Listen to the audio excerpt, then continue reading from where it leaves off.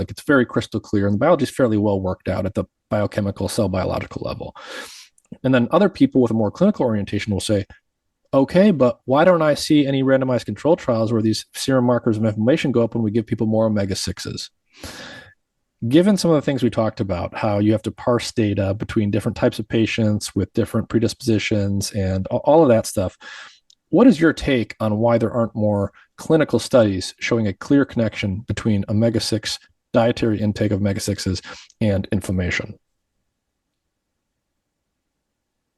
I think that there can be more clinical studies now that we made some of these discoveries, like FABP5 and its binding to omega-6 fatty acids. So I don't think that the tools were available before to answer those kind of questions in the Yeah. clinical trial. But now they are, and I think that future clinical trials should take this information and clearly should be gathering samples to measure this FABP5, omega-6, and other nutrient components. I think one of the problems with the arguments of Western diets versus Mediterranean diets, or seed oils versus not seed oils, is that most of the arguments are not fact-based.